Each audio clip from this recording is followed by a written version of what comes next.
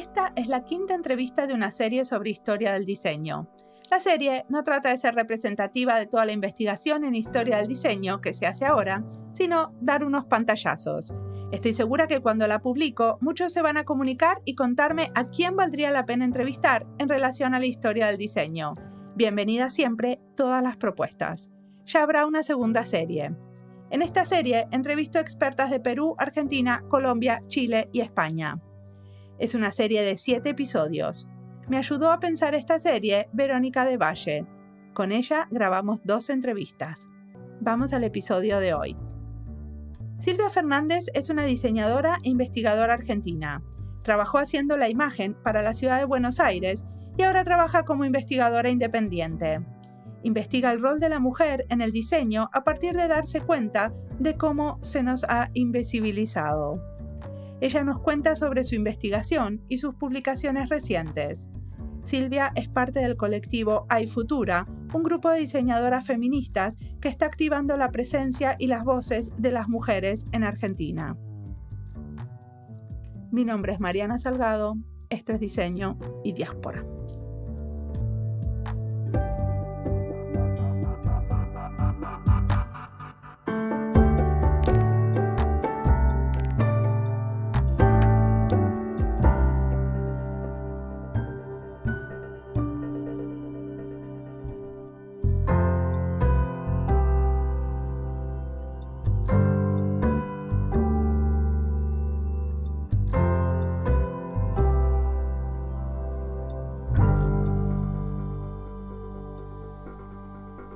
Yo soy Silvia Fernández, diseñadora en comunicación visual. Nací en La Plata y estudié en La Plata. Hice todo el proceso de actividad profesional también en La Plata, muy vinculada con el Buenos Aires y con el país todo. Esa actividad fue muy intensa, prácticamente ocupaba las horas más importantes de mi vida hasta el 2000. En el 2000 conocí a Guy Boncipe, nos conformamos como pareja, lo acompañé 3 años en Alemania hasta que él se jubiló en la KIST, que es la Escuela de Köln Internacional de Diseño, y después volvimos a Latinoamérica con contrato de pasar parte del tiempo en Brasil, que él tenía su casa familiar, y parte del tiempo en La Plata, que yo tenía mi base. A partir de ahí me tuve que reconvertir y empecé a hacer investigación. Había sido docente, había trabajado mucho, había estudiado mucho, pero nunca había tenido el tiempo para poder cerrar temas de mi interés. Así que en el 2004 hice la primera aparición pública con carácter de investigadora en un Congreso Internacional de Historia del Diseño en Estambul, con un artículo que fue muy sonante, que era sobre la influencia de la escuela de Ulm en Latinoamérica, en la conformación de institutos de enseñanza en Latinoamérica. ¿Y cómo se investiga eso? Mira, fue desde mi perspectiva, que en general es bastante disruptiva, porque yo estaba encerrada en un departamento de 30 metros cuadrados en 3 inviernos alemanes, esperando que Guy vuelva o vaya de la universidad. Y con lo que me encontraba en ese espacio era con más de 1.500 libros. Entonces, esa particular idea fue que había muchos libros de Ulm, que yo tenía ciertas vinculaciones en Latinoamérica, y me pregunté si no sería cierto que había una gran influencia de la escuela. Hasta ese momento era improbable y no demostrado. ¿Pero hiciste entrevistas con las A partir escuelas? A partir de ahí empecé a leer todo lo que Ulm era y qué significó y cómo generó su diáspora, de tanto estudiantes y profesores que fueron a la escuela como los que después salieron de la escuela para influenciar o por lo menos mostrar otros caminos en el periodo de los 60 y los 70.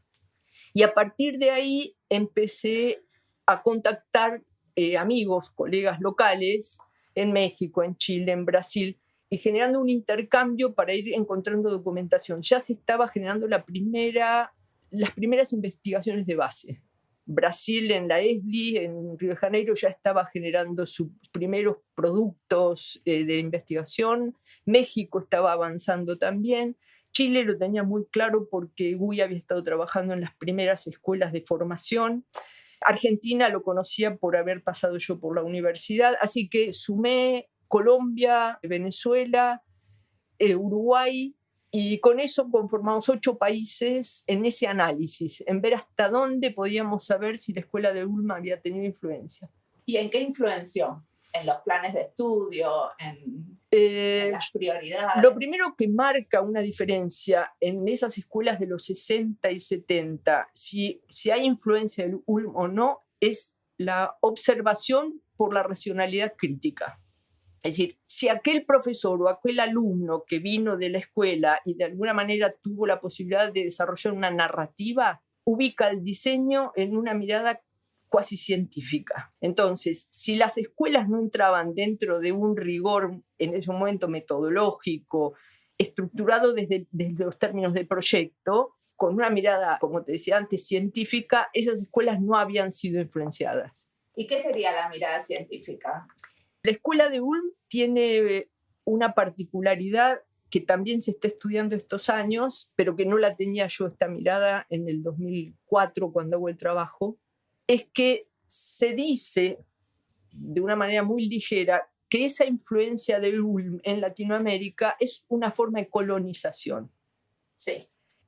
Si uno piensa cuál es el origen en realidad no es Max Bill, no es Gropius. El origen es Tomás Maldonado. Y quien coloniza la escuela de Ulm es Tomás Maldonado. Tomás Maldonado lleva a Ulm los procedimientos de interpretación racional sobre el concepto de diseño, que ya los venía procesando de una manera absolutamente clara e intelectualmente ya con producción con el grupo de arte concreto invención. Es decir, Maldonado es el que lleva esta idea. De acá de Argentina. De acá de Argentina. Y eso se llama el contracanon.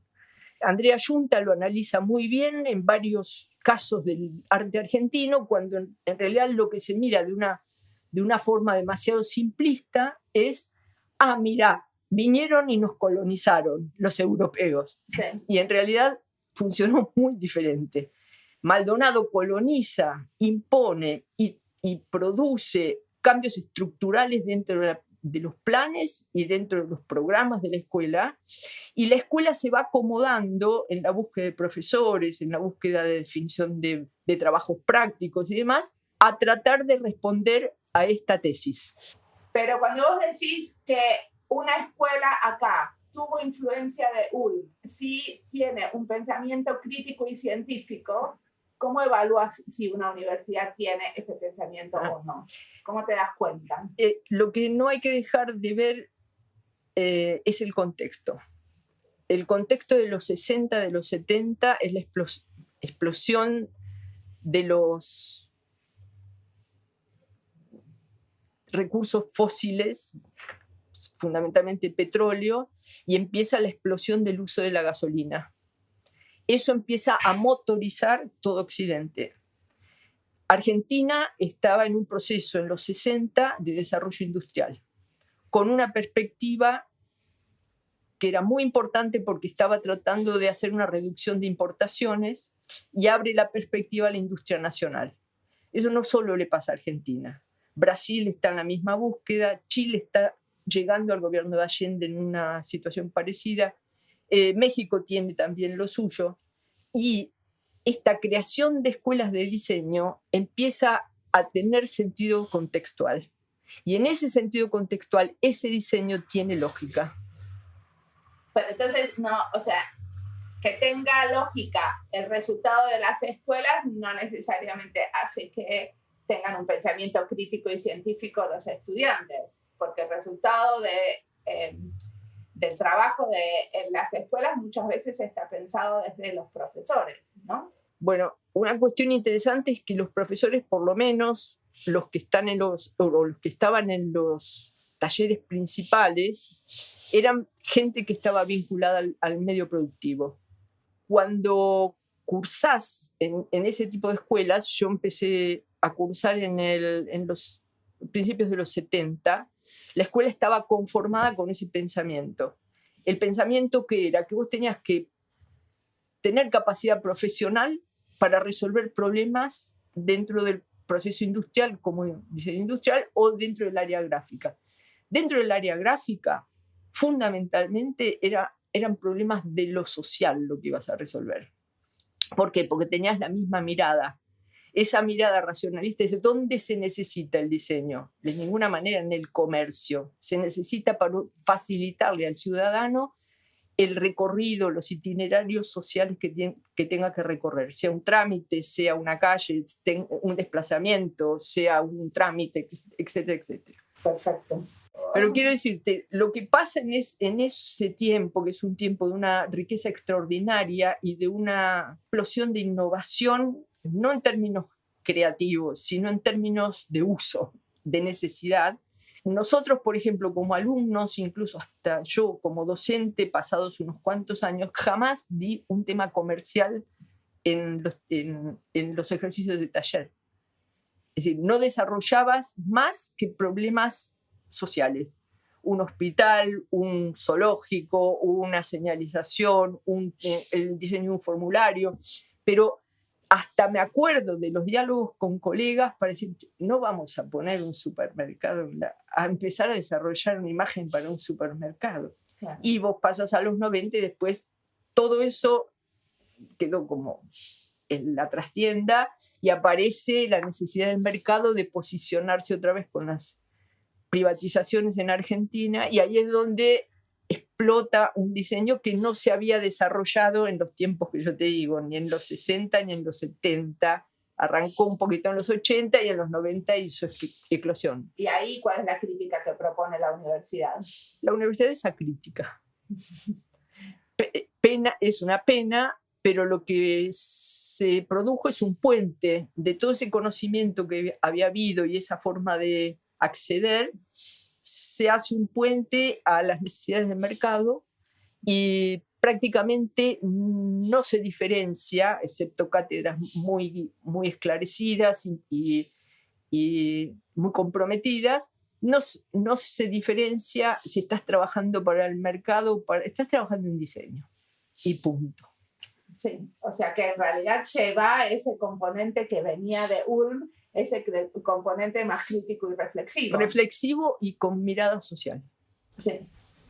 ¿Y en este momento qué estás investigando? Bueno, después del paso por esta investigación que me resultó y que me pareció interesante y que tuvo proyección internacional y que fue muy, muy consultada,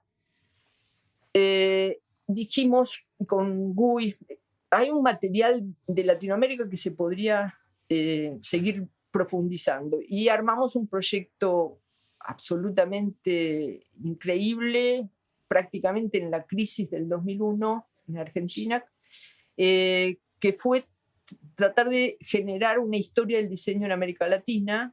Lo hicimos con 24 autores, yo coordiné toda la parte editorial y conseguimos completar casi con un protocolo. No se podía escribir cualquier cosa, no valía ir por lo profesional o por la enseñanza, había que ir estrictamente por el camino de la vinculación económico, social y política, y conseguimos un libro muy coherente, muy homogéneo, que lo produjimos en 4 años. O sea, motivaron a diseñadores a documentar su trabajo. Eso es. Invitamos a autores que pudieran tener una línea de pensamiento crítica, que pudieran tener intereses en común en la mirada local respecto de una mirada más continental. Y con eso cerramos en 2008 un libro de historia del diseño en América Latina, que hoy es un libro investigado, está muy bien posicionado. Cuando terminé con eso, apareció un diccionario de mujeres creativas en Francia que estaban conformando contenidos y me pidió si yo podía colaborar en mujeres en el diseño en Latinoamérica. Y como siempre, todo esto como abre campos que están absolutamente desconocidos, dije, bueno, lo intento. Digamos que el motor fue aquel diccionario y la gente de Lefam, que es la editorial, que son maravillosas, y produje unas 15 biografías, diseñadoras brasileras, mexicanas, venezolanas, colombianas. ¿Y qué encontraste en ese momento? Y argentinas, ¿no? Y en ese momento empecé a decir, wow, ¿y dónde estaban? Que no están en el libro de historia del diseño, que no están en las tesis que aparecen, que prácticamente, si vos preguntabas en Argentina, la única que salía mencionada era Lala Méndez Mosquera, cada tanto, pero nadie sabía muy bien qué había hecho. Ángela Basalo, que había tenido un fuerte impacto con su estudio, que era grande y tenía productos muy, muy populares, que la gente los veía, pero digamos, terminé la colaboración con el diccionario y me quedé con el tema abierto. Y charlando con Guy, porque lo tengo que decir honestamente, digo, Guy, ahora tendría que pensar en algo, me encantaría seguir buscando algo que pueda llegar a ser un aporte. Y si, ¿por qué no trabajas con mujeres en Argentina? Que te queda cómodo, que estás acá, qué sé yo. Y el primer trabajo que hice para probarme fue sobre una alumna mía, Laura Pedroni, que terminó diseño en comunicación, pero se especializó en cine y terminó trabajando para la Cinemateca de Bolonia. Y ahí trabajó en cine científico, en un área entre física y ciencias médicas. Y Laura participa del film, que es sobre Chagas, es una enfermedad evitable, que se llama el título, que es el más premiado del cine científico italiano. Laura quedó guardada ahí, además falleció en el 2011, había sido una cosa bastante traumática, y pregunté a la familia si se habían quedado con documentación. Una colega de ella, que fuera su amiga también de estudios, tenía también mucho material de Laura, y dije, bueno, empiezo como para probarme, lo tengo acá cerca de mi casa, bueno. Pero llegué a Bolonia, estuve en el estudio donde ella trabajó, me encontré con colegas de ella, que fue todo muy emocionante, y terminó siendo el libro que se llama Diseño y Conocimiento Científico, es decir, qué posición tiene un diseñador dentro de un trabajo colectivo en el área de la ciencia. ¿Y qué posición tiene? Relevante, como siempre, pero discreta. ¿Cuáles son los límites esos? Los límites es saber escuchar. Yo creo que el límite es en la participación de lo colectivo, es en no tratar de tener una posición dominante nunca. Y creo que en ese sentido habrá excepciones, pero el diseño sabe escuchar desde que empieza a formarse. Cuál es la necesidad, de dónde viene, cómo se origina, cuál es el contexto. Entonces creo que está en muy aptas condiciones para poder trabajar en esos equipos. Y su aporte es una mirada generalmente que se sale de las... Dale. Vamos, perrito. Gracias. Es una mirada que se sale de los centros. Es siempre una mirada aberrante. Siempre está con una mirada de aberración. ¿Qué es? Nunca va al centro, siempre está buscando por los márgenes. Y esa mirada no la tiene un sociólogo, si lo vas a integrar, no la tiene un historiador, porque su formación es mucho más enfocada. La nuestra es mucho más abierta. Y eso para integrar equipos, y esos equipos lo saben reconocer cuando se trabaja en un sentido horizontal, es muy buena para abrir el proyecto. Perfecto. Y se hizo un libro sobre esta biografía. Entonces, ese fue el libro de Laura Pedroni. Después trabajé con Señal Bauhaus, que siempre, desde alumna del secundario, habiendo visto la revista Sur me llamaba muchísimo la atención. ¿Qué es la revista Sur? La revista Sur era la revista que editó durante 30 años Victoria Ocampo. Es una revista de cultura. Es una revista de cultura, era una línea roja con la letra azul, pero es una revista del año 30.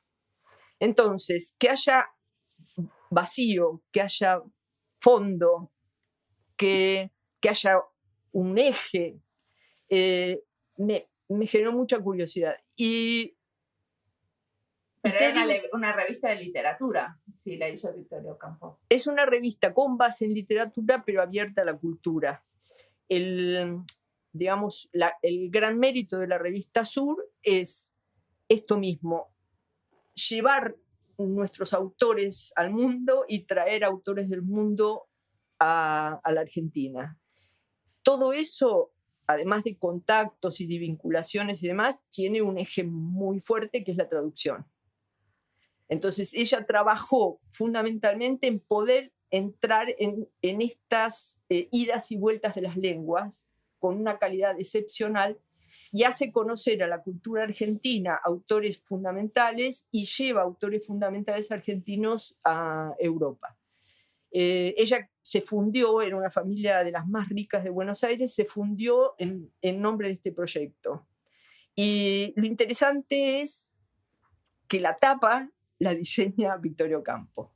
Ella, que no tenía nada que ver con el diseño, pero que después diseñó sus casas y demás, decidió, y acá en el libro está contado hasta el último detalle, cómo llega ella a colocar una flecha roja sobre un fondo blanco, sobre la palabra sur, indicando el sur. ¿Y qué hay de ideológico detrás de esto cuando ella tenía una mirada eurocentrista, cuando prácticamente ni siquiera miraba a Estados Unidos con interés, cuando viajaba a Europa y se quedaba largas estaciones haciendo cultura y haciendo vida, y en un momento dado toma conciencia de que ella es latinoamericana, que vive en el sur y que todo eso tiene una gran producción. Y a partir de ese giro cultural que produce, ella empieza con la revista. Pero ella era poeta, ¿no? No, ella escribía un poco de crítica literaria, tiene algunas...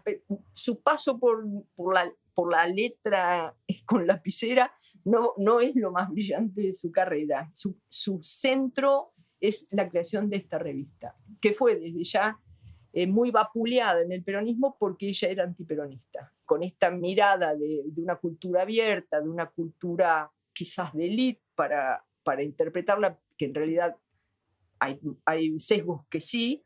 Ella, en su visión antiperonista, se gana la enemistad del 50% del país. Vos nombraste señal Bauhaus. ¿Qué es señal Bauhaus? Ella, cuando diseña esta revista, tiene en cuenta todo lo que estaba pasando y había pasado en Europa. Es amiga de Gropius, conoce el trabajo de Paul Klee, es amiga de Sul Solar, conoce a Petoruti. Es decir, todo lo que estaba pasando en el origen de la ruptura del arte figurativo y de esta apertura que representa Bauhaus en lo pedagógico, ella lo conocía. Y ese conocimiento yo lo investigo. Digo, ¿cómo es posible que haya llegado a esto? Jules Solar usaba flechas y Paul Klee usaba flechas. Entonces, ¿será que vio algo? ¿Será que tuvo la revista número 2 de la Bauhaus que tiene esa flecha blanca sobre fondo negro? Lo dejo abierto, pero ella hace toda una inmersión dentro del concepto Bauhaus que después lo lleva al diseño de dos casas, una que hace en Mar del Plata, muy sui generis, que la hace con un constructor, y su casa sí en Palermo Chico, que hoy es el Fondo Nacional de las Artes, en Rufino de Elizalde, que ella la diseña entregando planos y todo con Bustillo.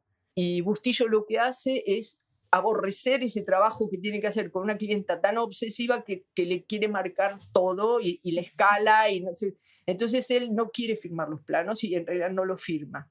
Pero si uno ve la tapa de la revista Sur, la tapa, y ve la casa de Palermo Chico, hay mucha coherencia. ¿Y la revista Sur cómo influencia al diseño argentino? No directamente. Hay gente que es interesante seguir los índices de la revista para ver cómo aparecen ciertos referentes. Previch, por ejemplo, en arquitectura moderna argentina, o aparece Deleuze, que es un extranjero que se instala en Argentina y trae las primeras experiencias en collage, que también después terminan derivando en gráfica. Hay lecturas marginales para poder ayudar al diseño. Si uno tiene interés y ganas, la revista es de una riqueza extraordinaria y da para buscar el diseño o los incipientes sesgos de diseño que puedan aparecer, ¿no? Perfecto. Y después seguiste investigando sobre mujeres en el diseño argentino. Es así. Después hice un trabajo de investigación cuantitativa sobre la brecha de género, que era una problemática muy intensa cerca del 2010, 2012. ¿Por qué? Porque se hace referencia permanentemente al techo de cristal, a las limitaciones de las mujeres en los espacios de trabajo, pero en diseño nunca se había sabido, y ya se estaba sabiendo en otras especialidades, qué significaba eso. Entonces trabajé sobre los concursos y exposiciones del CIDI, del Centro de Investigaciones de Diseño Industrial, tratando de encontrar quiénes recibían premios, los principales, quiénes estaban siempre en los premios intermedios, quiénes eran participaban, quiénes eran jurados, exactamente. Entonces, en ese trabajo conseguí mostrar si el diseño argentino tiene brecha de género desde los 60. O sea que había, ¿te acordás los porcentajes? No. Pero... No, te puedo nombrar, sí, eran muy significativos. Por ejemplo, la única mujer que consigue el sólido de plata compartido es Tetela Castro, que es una diseñadora industrial que diseñaba muebles. Con una silla Pepa consigue el único premio en 10, 12 años para una mujer. Susie Axel, que es la única mujer que entra en el directorio y está durante un periodo bastante intenso, sin llegar a presidir nunca, pero sí integra el directorio. En el sistema de jurados no entró nunca una mujer, y por ejemplo en las presentaciones al concurso las mujeres estaban en un 30% contra 70% de hombres. ¿A concursos de profesor? A concursos concursos de proyecto, sí. ¿No? O concursos de productos. Sí. Pero ese 35% nunca estuvo representado en los premios, por ejemplo. Es decir, se inscribían tantas, pero no eran en ese porcentaje las premiadas. Y ahí es muy interesante porque aparece una 50 de nombres de mujeres que pasaron por el CIDI tratando de ganar algún premio y no lo lograron. Muy poquitas, sí.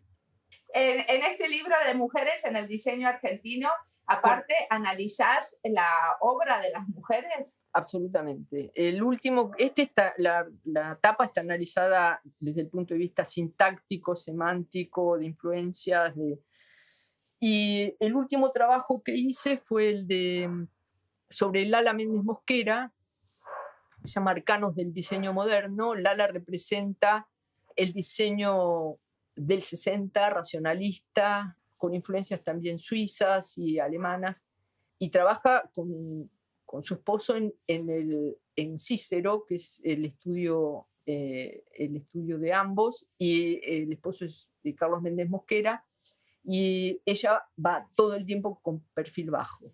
Ella se decía que era una chuchundra, y yo digo, ¿qué es una chuchundra? Un amigo le dijo que una chuchundra es aquellos animales que están en las habitaciones que nunca se ven porque nunca van por el centro, van por los zócalos. Fue muy difícil el trabajo con Lala. Empecé en el 2014 a tratar de contactarla, no me daba entrada, nadie la veía, no se dejaba ver, no se dejaba entrevistar. Hasta que finalmente conseguí un día ir a tomar el té con Gui a su casa y ahí empezar a ver si se abría alguna posibilidad de trabajar con su tema. No, que yo no tengo importancia, ¿qué es lo que hice? Si tampoco. Digo, mira, deja que lo diga la historia, vos no digas, déjame que empecemos a trabajar. Así que del 2014 recién, creo que pasado 1 año y medio, me dio la primera entrevista. Y terminamos el libro, lo presentamos en el Museo Nacional en Buenos Aires el año pasado, en diciembre, ahora se está cumpliendo 1 año, y el 5 de diciembre. Y 20 días después falleció Lala. ¿Y por qué es importante su obra? Lala es fundante. Lala es una mujer que hace diseño gráfico en los 60 y que después pasa a ser la directora editorial de la revista más influyente de la arquitectura argentina, que es Suma. Todo eso lo hace bajo el perfil de una mujer diseñadora. ¿Esto qué es? Con humildad, compartiendo otras actividades en su vida aparte del trabajo, 3 hijas, una casa y la madre para cuidar. Lala integra equipos siempre, nunca se pone, incluso me lo pidió desde la primera hora, nunca me pongas como protagonista. Yo era parte de un equipo que trabajaba en distintos ámbitos, primero en CICE, después en Suma y después todos los equipos que hubo en Suma. Trabajaba con visión de futuro, sus proyectos tenían una conexión con lo esencial, con la vida espiritual, con las búsquedas cósmicas. Pero como ella hacía una revista racionalista de arquitectura argentina, nunca se pudo dar el permiso para que su capital intelectual y espiritual quedara reflejado. A partir de la revista número 248, ella dijo, basta, ya me cansé de presentar los proyectos racionalistas argentinos y voy a buscar lo que a mí me interesa en arquitectura. Y a partir de la 248 aparece toda una espiritualidad dentro de la revista Suma que no se conocía y que descolocó mucho a los lectores y a los arquitectos argentinos. Pero se dio la posibilidad de poder mostrar como una gran chamana, que en el diseño también hay un aspecto que nadie se atreve ni siquiera a cruzar la línea, donde también aparece proyecto. Pero se habla de la parte espiritual de las casas, ¿no? De la vibra que generan o la energía que tiene una casa de madera. Se habla ahora. Antes no. Ella fue como la ella primera. Ella en realidad lo que está reflejando dentro de su política editorial, con esta mirada hacia la arquitectura y el diseño, porque también tenían una sección de diseño en la revista, es darle la coherencia y la conciencia que tiene un proyecto racionalista. Y eso es lo que cumplió y permitió que cumpliera con todas las miradas de los estudios de arquitectura argentinos hasta el 90, que ella abre este capítulo. Respecto del diseño, ella trabaja un diseño muy puro, muy sintético, muy bien interpretado el concepto de símbolo en lo que cada cosa que hace. Por ejemplo, me llamó la atención que mirando sus trabajos en el área de diseño gráfico, un gran dominante es el círculo. Y entonces después, si vos seguís leyendo toda esta vida paralela que ella iba haciendo, porque hizo formación astrológica, hizo experiencias transpersonales y todo lo demás, empezás a darte cuenta que había como algo que se le filtraba, a pesar de que estaba trabajando en tiempos muy, muy cuadrados, ¿no? Ella ponía el círculo. Exactamente. Sí. Claro. Pero bueno, de alguna manera vos con el libro estabas haciendo algo que era como un poco en contra de su propio hacer, ¿no? Porque ella hacía en equipo y estamos haciendo un libro de una sola persona.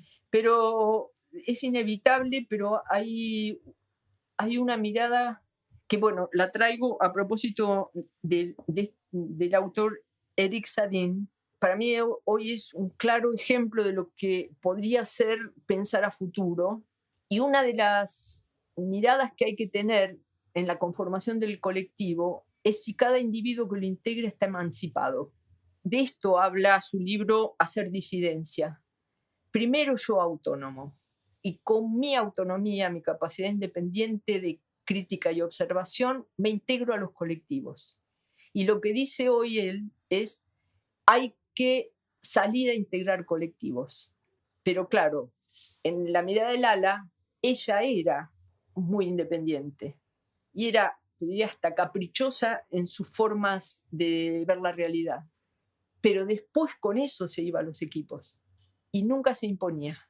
Entonces, lo dicen muchos, incluso lo dice Rubén en una entrevista que le hago. Rubén Fontana. Sí, Rubén Fontana, que Lala dejaba escuchar a todos los que hablaran y ella después sacaba un promedio. Y me parece que eso también habla de esta mujer en el diseño. Por eso me atrevo a decir que no es un libro egocéntrico en términos de Lala, sino al contrario, es cómo ella se planta en la integración a colectivos.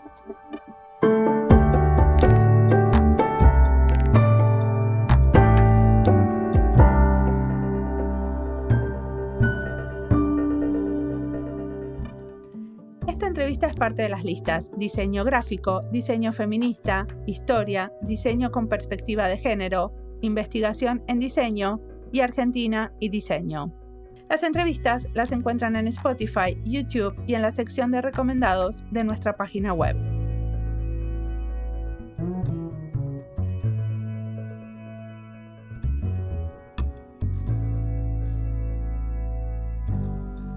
El trabajo de Silvia Fernández me hizo acordar al trabajo de Gloria Estela Barrera Jurado, a quien entrevisté porque hizo investigación sobre diseñadoras. En su caso, es sobre diseñadoras colombianas. Ella tiene un libro que se llama Creadoras no hegemónicas, donde cuenta del trabajo de 5 mujeres. Es el episodio 487. Intento trazar estos enlaces para aquellos que recién están empezando a escuchar el podcast y no saben por dónde seguir. Si te interesa investigar y leer sobre mujeres diseñadoras, lo primero es ir a los libros de Silvia después de haber escuchado este episodio. Y luego, claro, seguir escuchando otros podcasts. La lista de diseño feminista tiene ahora 61 episodios. Para conmemorar y resistir durante el 8M, estuvimos divulgando la lista, pero siempre es un buen momento para escuchar sobre feminismo en el diseño. Ahora sigamos escuchando a Silvia, que tiene mucho más para contarnos.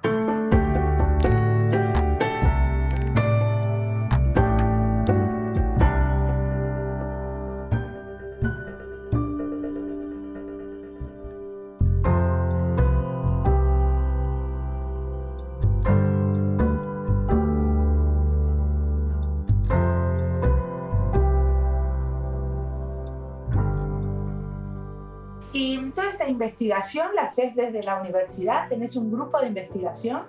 No.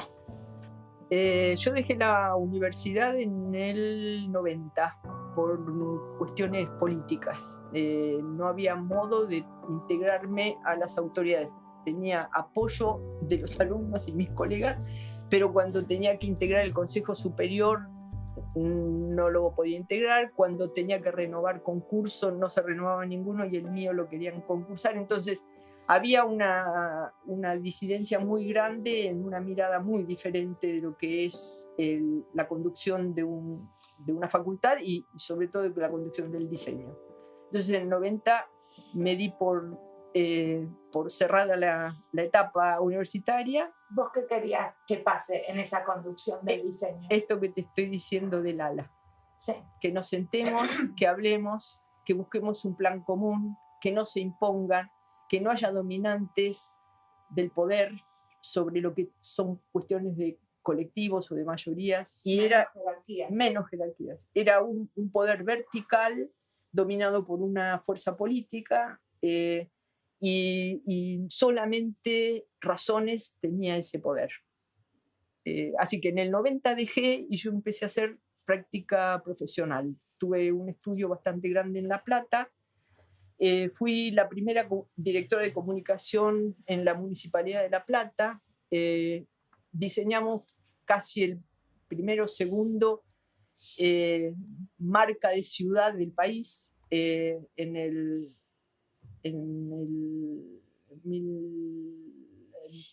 1997, por ahí. No, 1987. Conseguimos colocar el primer manual de marca en una municipalidad en todo el país, tampoco ni lo tenía Nación. Y trabajé durante unos 3 o 4 años en políticas públicas, tratando de un gobierno que en ese momento era socialdemócrata pudiera intervenir positivamente sobre las acciones sociales. Y conseguimos mucho, mucho, mucho. Para mí fue uno de los momentos más interesantes desde mi perspectiva como diseñadora y como en el aporte desde la profesión. ¿Cuál es el aporte que hacías? ¿Cuál era tu rol? Concretamente, cuando yo ingreso al gobierno que es un cargo político, lo que había anterior era una oficina de prensa y una oficina de protocolo. Y yo llevo la comunicación visual como dirección, como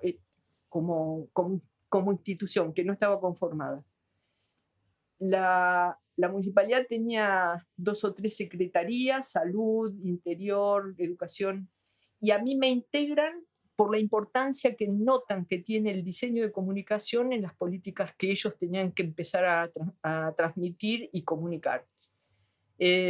O sea que ellos creaban la política pública y vos ayudabas a comunicarla. Exactamente, y eran 46 direcciones, espacios verdes, salud,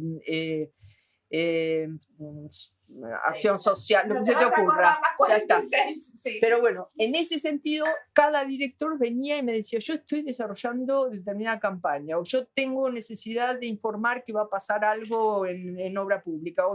Y nosotros producíamos todo las piezas necesarias para que la gente pudiera estar al tanto de lo que el gobierno municipal estaba desarrollando. Fue un tiempo heroico porque no había computadora, porque me dijeron no podés designar a nadie. No tenía equipo, tenés que fijarte si en el plantel de la municipalidad hay algunos diseñadores. Y como yo era profesora en la facultad, sabía que algún empleado triste que había quedado en alguna oficina de cualquier cosa, empecé a llamarlos y a pedir los nombres de esta gente. Y éramos un ejército paralítico, porque no teníamos ni mesa para trabajar, ellos nunca habían trabajado en diseño dentro de la municipalidad, y llegamos a ser unos 5 o 7, más alguno que se integró en la parte de redacción y demás. La dirección tendría unos 10, 12 empleados. Y me dejaron solamente designar a una persona. Si querés a alguien, elegílo, pero es solo lo que podés designar. Y elegí a mi profesor de filosofía del colegio secundario, Ricardo Soler, para que me orientaran en mi trabajo. A mí, no al resto del trabajo. Entonces yo tenía entrevistas con él y le decía, mira, estoy programando esto, ¿a vos qué te parece? Y el filósofo me daba su respuesta. Y eso me ayudó enormemente para poder ir entendiendo lógicas que no necesariamente eran las del día a día, que el día a día era detonado. Era así. Entonces conseguimos realmente que todavía al día de hoy gente de edad se acuerda de la marca que instalamos, y el eslogan era La Plata como tiene que ser.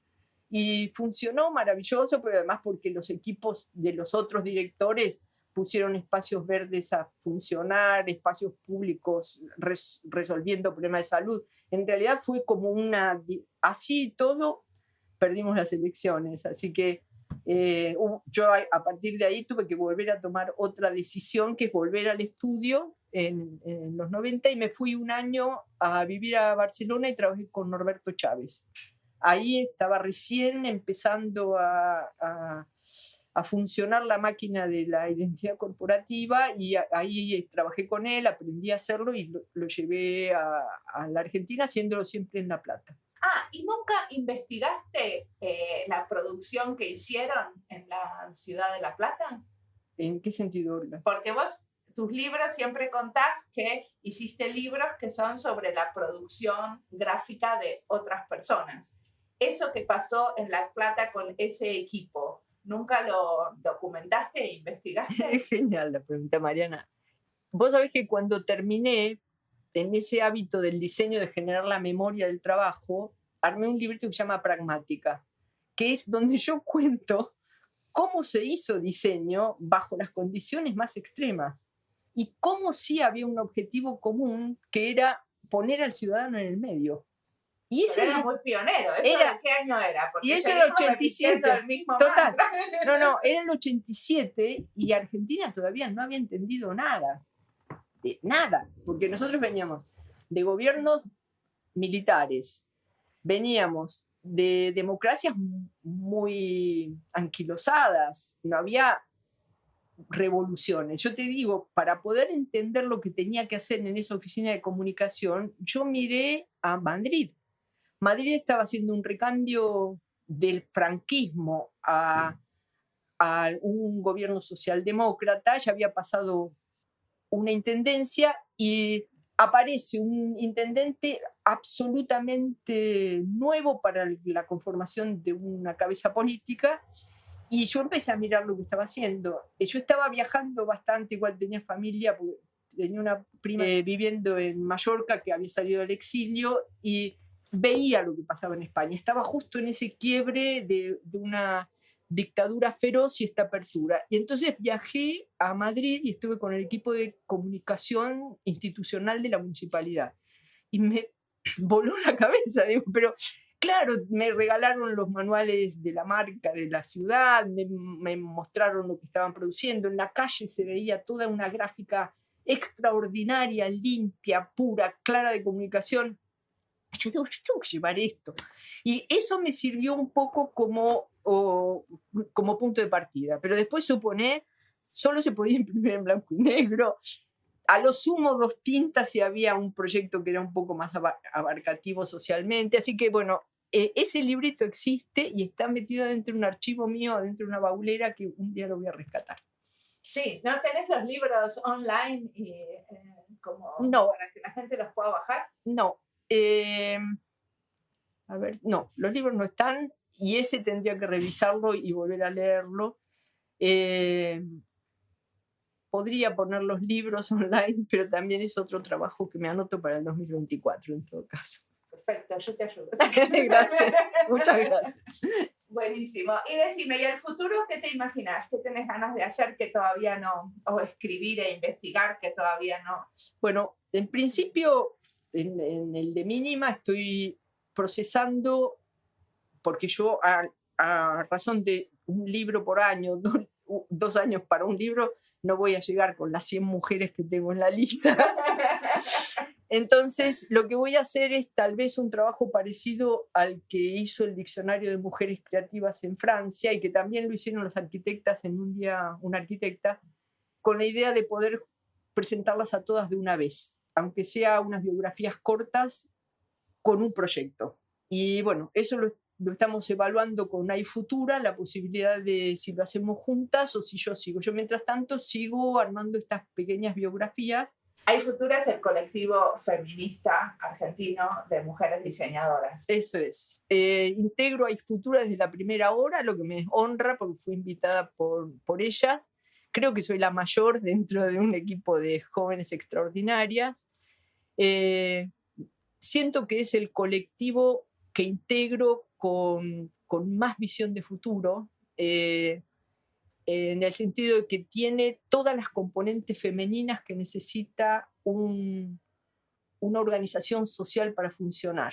O sea, la manera en que se organizan son feministas. Femeninas.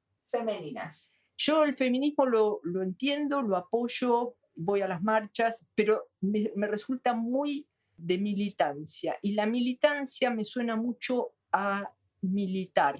El término viene de una concepción de poder verticalista. Y yo prefiero una mirada horizontal. Hay ya asociaciones que estoy haciendo y las presenté ahora en una conferencia en Chile, donde lo que más se asemeja a una conformación de poder femenino es la botánica, el mundo botánico. Es decir, donde vos ves que los niveles de adecuación al entorno no están dados por una cabeza que ordena y organiza, sino que es una colonia que empieza a tomar decisiones para la expansión, para la retención, para el esperar un momento mejor. Tienen una forma de avanzar las plantas como las mujeres en sus colectivos. Pensalo en organizaciones de base en los barrios, como pueden ser las ancestrales culturas, con las mujeres marcando el camino. Hay una sensación de cuidado, de respeto, de humildad, de atención al otro, de escucha, que yo creo que en Hay Futura lo encuentro y me siento muy cómoda, y creo que es el futuro que debe venir. Pasarán todos estos poderes neofascistas, neoliberales, depredadores, pero lo que va a quedar de nuestra esencia humana va a ser esa mirada en lo colectivo.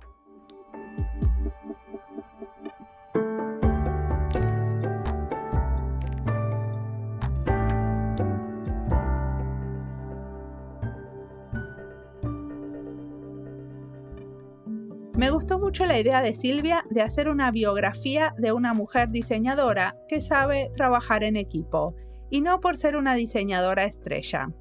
En el episodio con Isabel Campi estuvimos hablando de la necesidad que hay en el diseño de crear estrellas y darles de comer, y cómo eso no nos beneficia a apostar a comunidades de aprendizaje de pares, a comunidades más sólidas y con más sinergia entre diseñadores. Silvia, sin decirlo, escribe una biografía con otro punto de vista, diferente a cómo se escriben las biografías en diseño, sin ensalzar a la persona, pero dando importancia al equipo. Sin nuestro equipo no podemos hacer bien nuestro trabajo, y no siempre nuestro equipo consiste de diseñadores. Trabajé mucho en equipos transdisciplinarios y sobre esos equipos quisiera leer y escuchar más. Necesitamos investigación que nos cuente las miles de maneras de colaborar.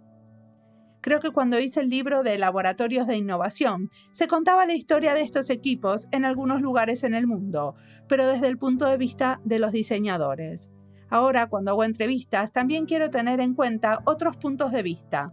Por eso hice algunas entrevistas con personal de salud trabajando con diseñadores.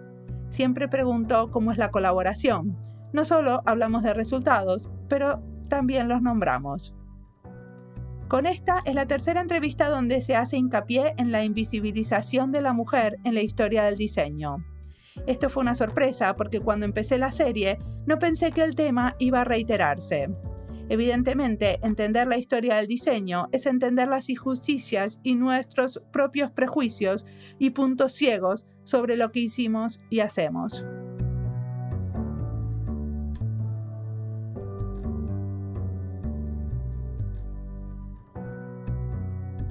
Como siempre, la música del podcast es de Antonio Zimmerman, el diseño de sonido es de Andy Fechi.